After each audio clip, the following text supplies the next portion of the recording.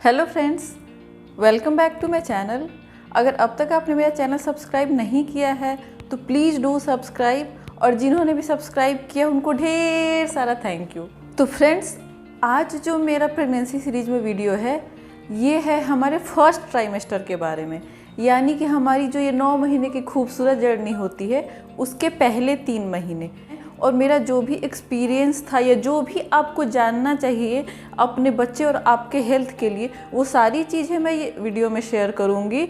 तो friends, first trimester के जो 5 इम्पॉर्टेंट पॉइंट्स मैंने जो बनाए हैं उसमें सबसे पहले मैं डिस्कस करूँगी कि एक मदर के बॉडी में क्या क्या चेंजेस होते हैं, उनकी क्या फीलिंग होती है।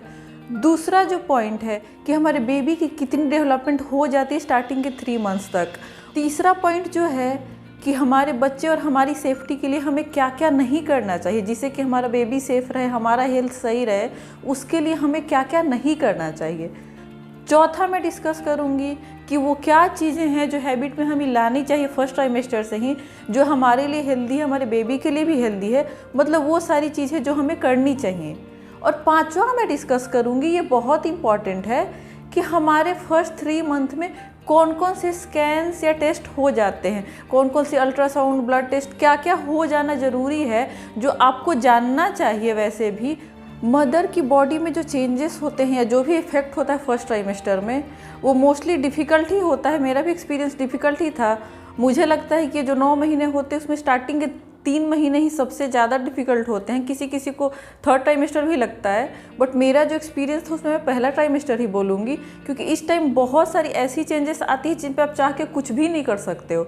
सबसे पहले उल्टियाँ बहुत होती हैं आपको, मतलब किसी किसी को तो इतनी होती है कि बाकायदा कि कुछ वेट उनका फर्स्ट ट्राइमेस्टर में बढ़े, उनका वेट लॉस भी हो जाता है, इतनी उल्टियाँ भी होती है। चक्कर आते रहता है, टायर्डनेस आपको बहुत ज़्यादा फील होती है, बहुत जल्दी थक जाते हो कुछ भी करके, नींद आते रहती है थकान की वजह से। आजकल डॉक्टर्स ये है कि आपको वॉमिटिंग वगैरह के लिए मेडिसिन दे देते हैं, मुझे मेरी गायनी ने दिया था तो काफ़ी हद तक कंट्रोल था।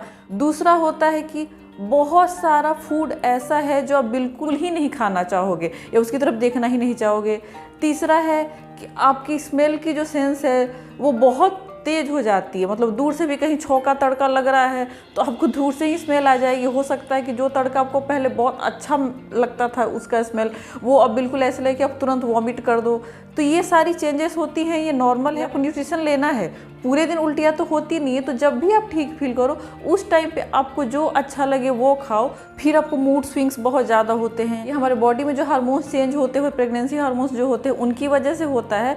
तो मूड स्विंग्स बहुत नॉर्मल है कि कभी आप बहुत ज़्यादा खुश हो जाओ, कभी दुखी होकर रोने लगो, ये सब नॉर्मल है। और जो चेंज होता है जो हम लड़कियों को बहुत ज़्यादा परेशान करता है वो ये होता है कि बाथरूम के चक्कर आपको ज़्यादा लगाने पड़ते हैं। ये बहुत कॉमन है, आपको नहीं पता है पहले और आप प्रेगनेंसी के इस फेज में एंटर कर चुके हो तो बी रेडी, क्योंकि प्रेगनेंसी हार्मोन्स की वजह से और जो भी प्रेशर हमारे यूटेरस पे पड़ता है उसकी वजह से हमें बार बार बाथरूम जाने की ज़रूरत होती ही है। उसके बाद ब्लोटिंग, कॉन्स्टिपेशन, एसिडिटी, ये सब की प्रॉब्लम भी बढ़ जाती है। इसलिए ही बोला जाता है कि फर्स्ट ट्राइमेस्टर अपना फूड ऐसा रखो जो ज़्यादा मसालेदार ना हो, कॉन्स्टिपेट नहीं करे।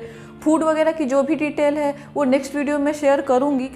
पॉजिटिव चेंजेस भी हैं, सिर्फ नेगेटिव नहीं है। पॉजिटिव में ये होता है कि कितने लोगों की स्किन बहुत अच्छी हो जाती है, हेयर बहुत अच्छा हो जाता है, तो वो सारा भी प्रेगनेंसी हार्मोन का ही इफेक्ट है। तो ये पॉजिटिव चेंजेस भी आएंगे, सिर्फ नेगेटिव नहीं आएंगे। जो नेगेटिव है वो भी मोस्ट प्रोबेबली 3 महीने तक ही या ज़्यादा से ज़्यादा 4 महीने तक चलते हैं, उसके बाद खुद ही अपने आप ठीक हो जाता है। और हाँ, 2 चीज़ें ऐसी भी हैं जिस पे आपको खास ध्यान रखना है। वो है कि फर्स्ट ट्राइमेस्टर में आपको जैसे पीरियड में क्रैम्पिंग वाली पेन होती है वो हो सकती है, और ब्लीडिंग, ये 2 चीज़ों का खास ख्याल रखना है आपको। नॉर्मल पेन ठीक है, कोई दिक्कत नहीं होती है क्योंकि हमारा यूट्रस स्ट्रेच हो रहा होता है, तो हल्की क्रैम्पिंग ओके है। बट अगर ज़्यादा कॉन्टिन्यूस पेन होती है आप तुरंत अपने डॉक्टर से मिलिए। दूसरा है ब्लीडिंग। ब्लीडिंग भी कभी होती है कि थोड़ी सी होके रह जाती है और कभी होते रह जाती है। पहली ब्लीडिंग तो थोड़ी सी बोलते हैं कि इम्प्लांटेशन ब्लीडिंग होती है, बट हम डॉक्टर नहीं है तो हम खुद नहीं समझ सकते कि हाँ ये इम्प्लांटेशन ब्लीडिंग भी हुई थी, क्योंकि मुझे भी हुई थी ब्लीडिंग। ये तो हो गया कि मदर की बॉडी में क्या क्या चेंजेस आते हैं। अब जो सबसे इम्पोर्टेंट जो हम सब जानना चाहते हैं कि हमारे बेबी के अंदर 3 मंथ तक क्या डेवलपमेंट हो चुकी होती है, वो कितना ग्रो कर चुका होता है, कितना बड़ा होता है। तो स्टार्टिंग ऑफ जो भी प्रेगनेंसी हो उसमें तो समझिए कि एक चावल के दाने जितना होता है बेबी, बट 3 मंथ एंड होते होते वो 2 से 2.5 इंच का हो जाता है, मतलब समझ लिए कि इतना बड़ा हो जाता है वो।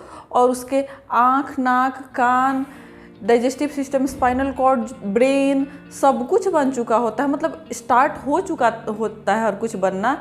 और 6ठे से 7वें सप्ताह तक उनकी हार्ट बीट भी आ जाती है। बेबी पूरा बन चुका होता है, बस आगे जो होता है उनके वही सिस्टम जो होते हैं वो और डेवलप होते हैं। जो भी डाइजेस्टिव सिस्टम हो गया या जो आइस हैं, हैंड्स हैं, लिम्स हैं, वो सारे बनने शुरू हो चुके होते स्टार्टिंग के 3 मंथ। तो भले ही हमें पता नहीं चले, लेकिन वो एक बेबी, एक लाइफ हमारे अंदर बन चुकी होती है और मूव भी करने लगती है। अब तीसरा मैंने बोला था कि क्या क्या ऐसी चीज़ें हैं जो हमें अपने फर्स्ट ट्राइमेस्टर में नहीं करनी चाहिए। सबसे पहले तो ड्रिंकिंग, स्मोकिंग जो भी करते हैं बिल्कुल बंद। ये वैसे भी नहीं करनी चाहिए, मैं अपने हर वीडियो में बोलती हूँ। ड्रिंकिंग, स्मोकिंग बहुत ही डेंजरस होता है, यहाँ तक कि मिसकैरेज भी हो सकता है। इसकी वजह से मिसकैरेज हो सकता है, आपका बच्चा एबनॉर्मल पैदा हो सकता है, बहुत तरीके की दिक्कतें होती हैं।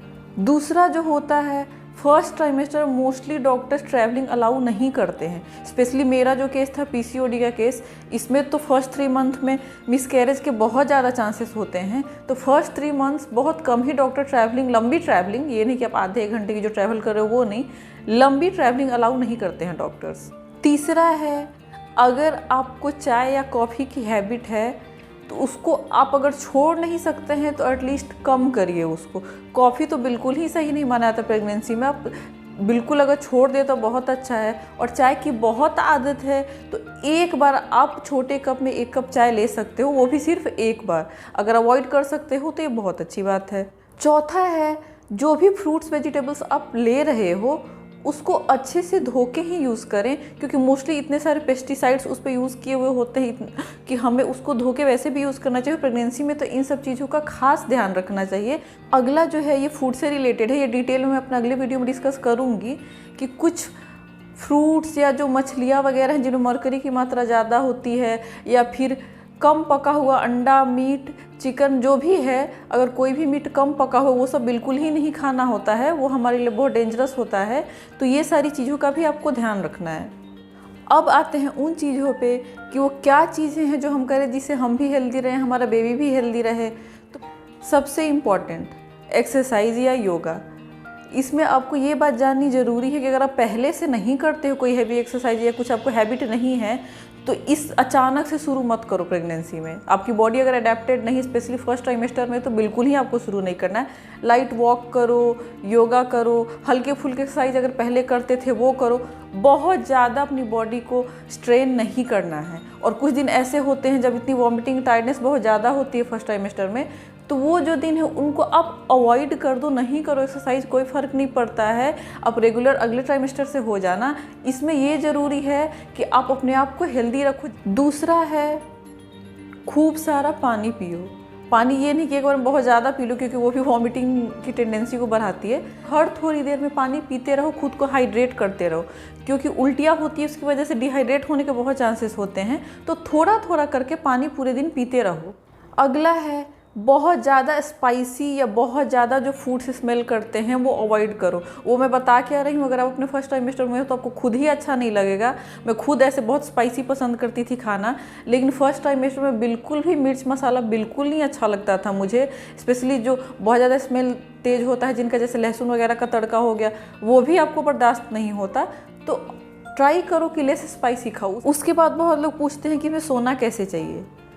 तो सिंपल रूल है पूरी प्रेगनेंसी का, साइडवेज सोना ही सबसे हेल्दी होता है। अगर आप साइडवेज सोते हो तो ये आपके बेबी के लिए सबसे अच्छा है। तो ट्राई करो, अगर आपको हैबिट है, पेट के बल बिल्कुल नहीं सोना है। अगर जिनको भी ये हैबिट है प्लीज़ अभी से ही चेंज करो, पेट के बल बिल्कुल नहीं सोना है। फिर बहुत लोगों को होता है कि पहले 3 महीने तक हमारा कितना वेट बढ़ जाना चाहिए। नॉर्मली बोलते हैं कि 1 से 2 kg ही फर्स्ट ट्राइमेस्टर में वेट गेन हो पाता है। ज़्यादा वेट गेन करने की अभी ज़रूरत नहीं है। तो 1 से 2 किलो अगर वेट गेन होता है ठीक है, नहीं भी होता है तो कोई बात नहीं। सेकेंड ट्राइमेस्टर में जब सब अच्छा हो जाएगा, ये सारी चीज़ें ख़त्म हो जाएंगी, उल्टियाँ वगैरह, तो आप अच्छे से अपने खाने वाने पे ध्यान दो, फिर से वेट गेन कर लोगे। अब चलते हैं हमारे 5वें पॉइंट, मोस्ट इम्पॉर्टेंट पॉइंट पे, कि पहले 3 महीने में हमारे कौन कौन से टेस्ट या स्कैन है जो हो जाने चाहिए। तो पहले तो अगर आपने होम प्रेगनेंसी टेस्ट किया है तो जाके कंफर्म करिए डॉक्टर से, वो आपका जो ब्लड से टेस्ट होता है वो भी करेंगे। उसके बाद डॉक्टर अगर आप स्टार्टिंग ऑफ प्रेगनेंसी जाके मिलते हो उनसे, तो आपका जो भी हीमोग्लोबिन, थायराइड प्रोफाइल, शुगर, जो भी चीज़ें हैं जो पूरी प्रेगनेंसी उनको अंडर कंट्रोल रखनी है, आपका बीपी, वो सारे ही वो चेक करेंगे, सारे टेस्ट कराएंगे। इसके बाद छठे से 7वें सप्ताह तक मोस्टली हार्ट बीट आ जाती है बेबी की, तो उस टाइम पे 7th या 8th वीक में डॉक्टर आपको एक अल्ट्रासाउंड के लिए बुलाते हैं।